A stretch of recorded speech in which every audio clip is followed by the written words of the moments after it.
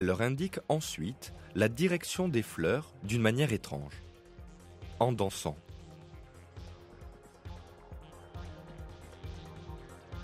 Elle se met au milieu de la ruche et effectue des mouvements avec son corps.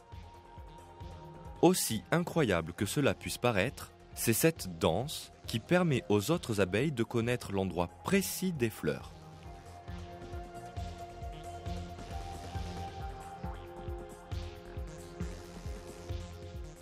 Si l'abeille fait des mouvements en ligne droite vers le haut de la ruche, les abeilles comprennent qu'elles doivent aller dans le sens du soleil. Si le chant se situe dans l'autre sens, l'abeille décrit des lignes dans ce sens-là.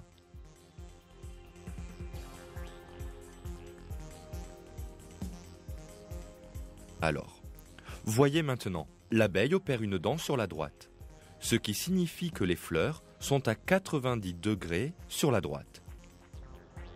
Cette abeille-ci est en train de dire à ses congénères qu'il faut aller à 45 degrés à gauche du soleil.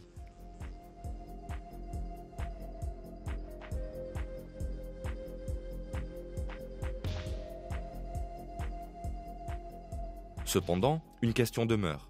Comment les abeilles se dirigent-elles par rapport au soleil, sachant qu'il bouge constamment ? Toutes les 4 minutes, le soleil se déplace d'1 degré vers l'ouest, ce qui aurait pu induire en erreur les abeilles.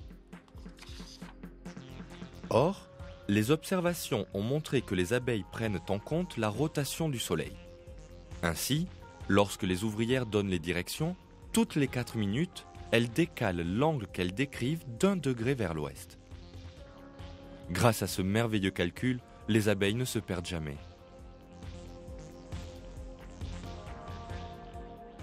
À travers leur frétillement, les ouvrières traduisent aussi bien la direction des fleurs que la distance à parcourir pour les atteindre. La durée de la danse et le nombre de frétillements informent les autres abeilles de la distance exacte. Elles emmagasinent juste assez de nourriture pour le voyage et partent aussitôt.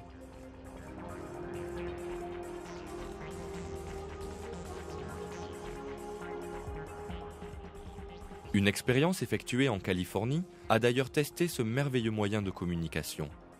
3 récipients d'eau sucrée ont été placés en 3 endroits différents. Rapidement, les ouvrières découvrent ces 3 sources.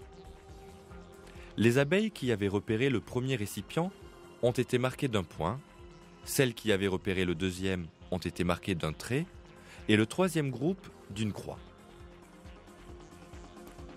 Quelques minutes plus tard, les scientifiques ont étudié attentivement les abeilles qui observaient la danse des ouvrières après leur retour.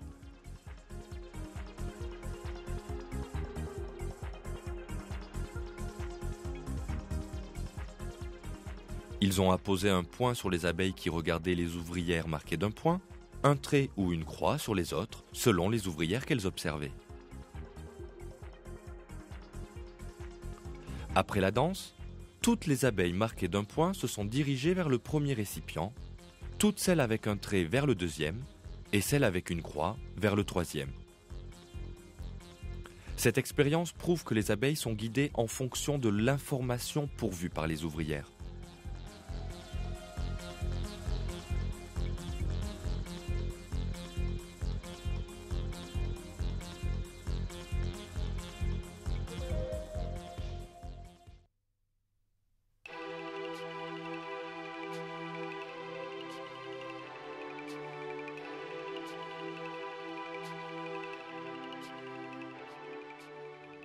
Il faut considérer ces faits avec une attention particulière. D'où les abeilles tiennent-elles leur étonnante organisation ? Comment un petit insecte dépourvu de capacité de réflexion peut-il agir comme le fait l'ouvrière ? Qu'est-ce qui pousse l'abeille à aller chercher des sources de nectar, puis d'en informer ses congénères ? Quand bien même l'abeille y aurait pensé, comment a-t-elle pu développer une technique de danse aussi pointue pour communiquer la direction et l'éloignement des sources ?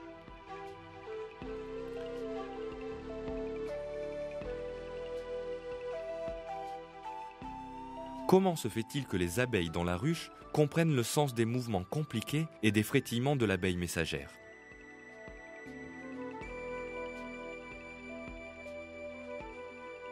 La théorie de l'évolution de Darwin, qui avance que la vie sur Terre est le fruit du hasard, ne fournit aucune réponse à ces questions.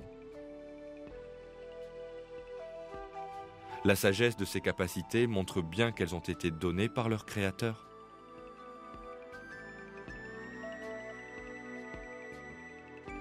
Dieu les a créés et leur a inspiré d'accomplir leurs tâches, tel que cela est mentionné dans le Coran.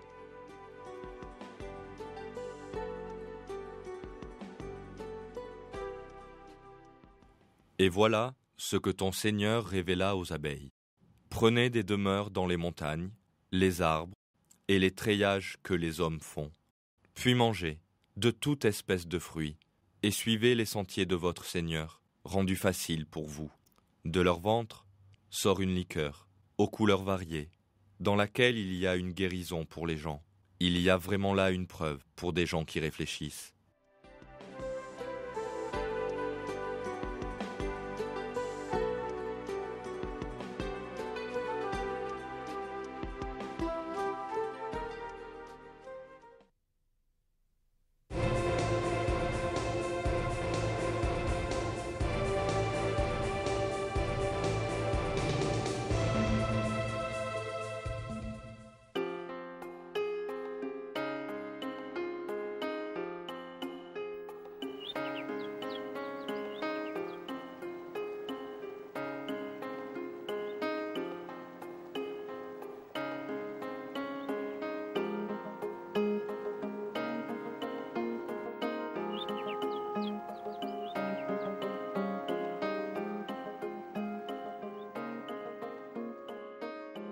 Au sud du Canada vit une espèce de papillon remarquable. Le monarque. Comme tous les autres papillons, le monarque vient au monde après une succession d'étapes plus parfaites les unes que les autres. Tout d'abord, la mère papillon dépose ses œufs sur une feuille.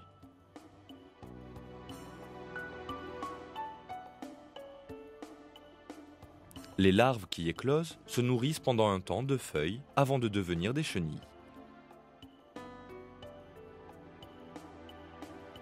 Ensuite, elles se fabriquent un nid, le cocon.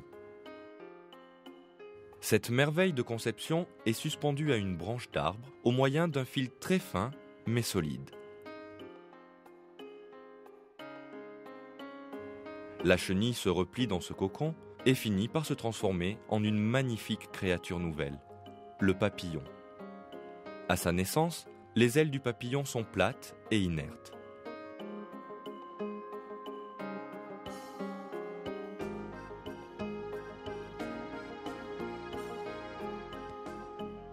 Mais à mesure que le sang se propage dans son corps, les ailes prennent vie et le monarque est prêt à voler.